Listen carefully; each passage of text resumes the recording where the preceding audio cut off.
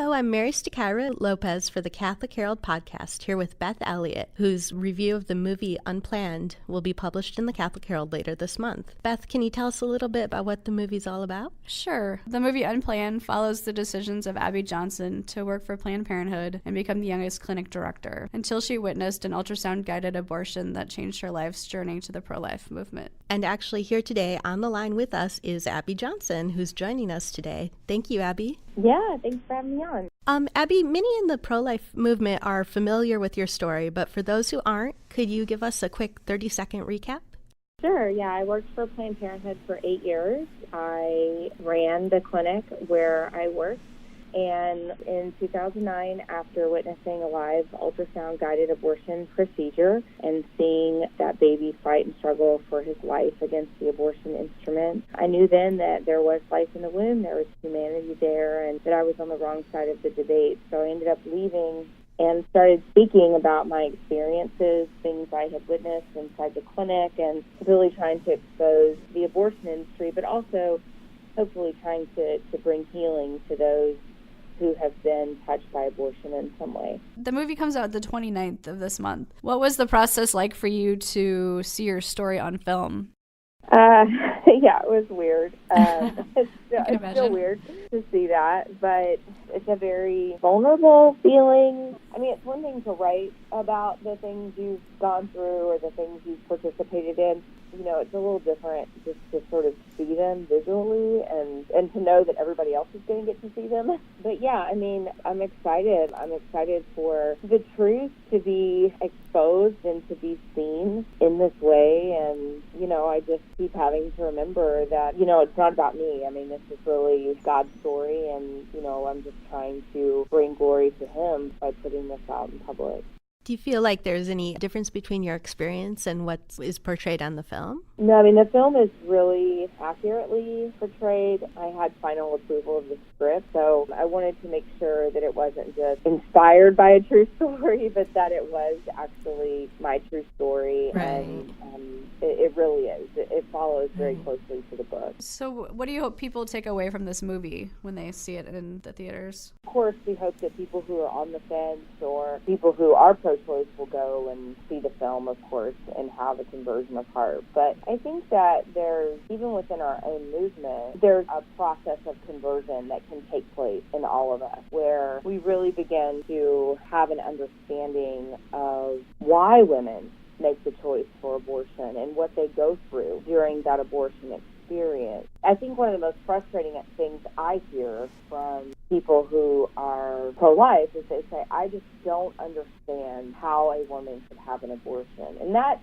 really makes me sad, because I think to myself, I definitely understand. I think there is a lack of understanding. And so I hope that this will bring some clarity and some understanding to our own movement. And I hope that it will draw out even more compassion for not just the women who are having abortions, so that we will be able to better reach them, but also those who work inside these clinics.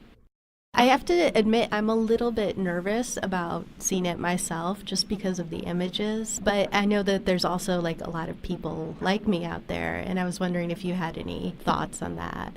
I feel like that you have seen worse on cable TV.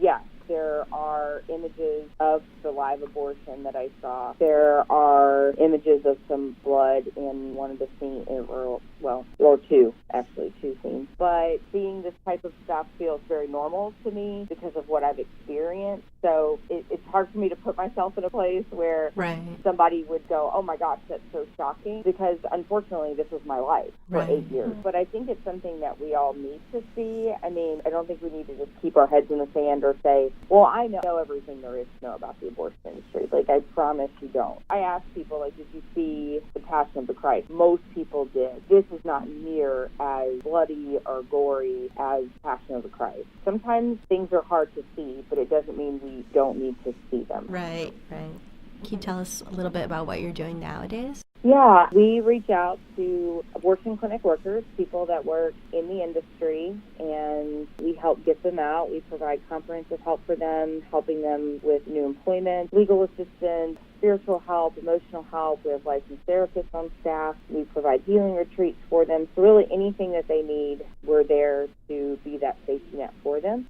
We have, in the past 6 years, helped 487 abortion clinic workers leave the abortion industry and come into a relationship with Christ. It's unfortunate to say that the majority of workers coming to us are fallen away Catholics. So it's really important that we are helping them to get back into the sacraments and get back into the church. So it's really a joy to watch the transformation take place in the lives of these women and men, but primarily women that come to our ministry. And you're Catholic yourself, right? I am. Well, thank you so much, Abby, for joining us today. Is there anything that you wanted to add that I didn't ask? Well, I just want to say it's really important. The movie comes out March 29th. It's really important that people show up in huge numbers that opening weekend. It's opening originally in just over 800 theaters across the country, and our goal is to get it into about 2,200 theaters, but that's going to really depend on opening weekend. So we need every showing packed. I will say that we did receive an R rating from the MPAA. Don't let that scare you away from seeing the film. There's a lot of people that say, well, I don't see R-rated films. Well, make an exception. It's not R-rated because of profanity or nudity or gun violence or anything like that. It's R-rated strictly because the MPAA recognized that abortion is violent. And we do believe that there was probably, a political agenda there to keep people from, particularly young people, from seeing this film. But we need people to see it. We need young people to see it. Don't let that R rating prevent you from taking your teenager to see this film. The truth needs to be exposed. And just through screenings, we've already had, these have been very private screenings. We've already had stories of people who are coming back and saying, I went into this as a person who was pro-choice. I left as a pro-life person.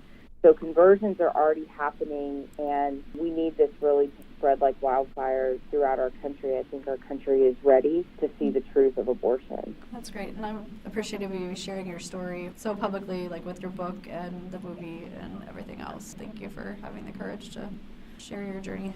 Thank you so much, Abby. Thank you, guys.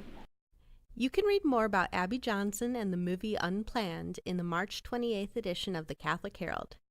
Start your subscription today by emailing circulation@catholicherald.com. Thanks to George Goss and Zita Fletcher for producing this episode.